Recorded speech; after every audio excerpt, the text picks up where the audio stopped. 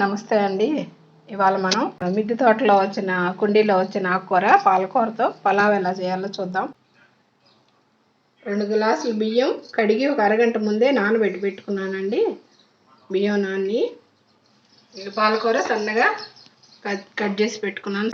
ఒక క్యారెట్, ఒక బంగాళదుంప, ఒక ఉల్లిపాయ, కొంచెం కరివేపాకు, కొంచెం జీడిపప్పు, కాసిన మసాలా దినుసులు అంటే చెక్క, లవంగాలు, యాలకులు అవి. ఇప్పుడు 3 లీటర్స్ కుక్కర్ తీసుకున్నాను నేను. 2 గ్లాసులు బియ్యమే కాబట్టి సరిపోతుంది. ఇది స్టవ్ వెలిగించి మనం ఇందులో కాస్త నెయ్యి వేసుకుందాం.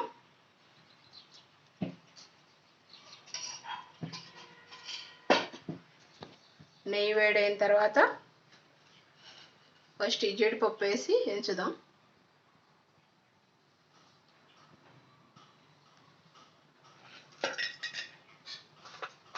జీడిపప్పు, మసాలా దినుసులు వీటి వరకు కాస్త ఎర్రగా ఆగనిద్దాం. ఇప్పుడు వేగినాయండి జీడిపప్పు అవి. ఇప్పుడు ఉల్లిపాయ, 2 పచ్చిమిర్చి కూడా నిలువుగా కట్ చేసి వేసుకోండి. కరివేపాకు, ఉల్లిపాయల వరకు వేస్తున్నాను.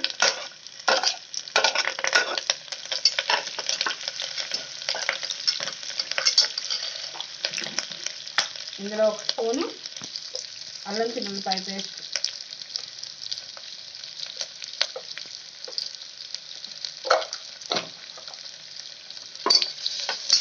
ఇది కూడా కొంచెం పచ్చివాసన పోయిందాక కాస్త వేగనివ్వాలి.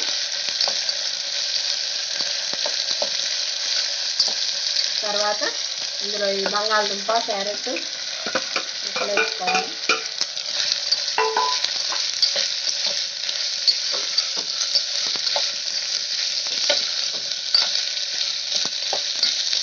ఇప్పుడు ఆకుకూర కూడా వేద్దాం. ఇప్పుడు కట్ చేసి పెట్టుకున్న ఆకుకూర దాదాపు సుమారు 2 కట్టల ఆకుకూర ఉంటుందండి. ఇది 2 కుండీల్లో ఒదిగోసాను నేను.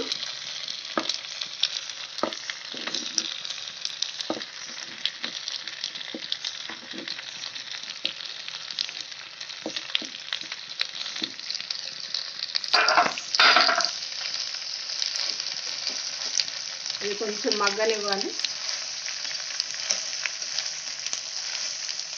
ఇప్పుడు ఇది మగ్గేటప్పుడు కొంచెం ఉప్పు యాడ్ చేస్తున్నాను.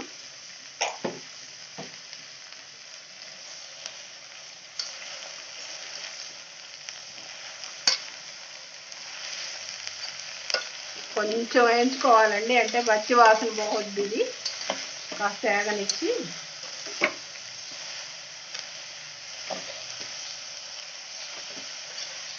నెయ్యిలో కొంచెం వేగాలి. ఆకుకూర కొంచెం మగ్గిందండి.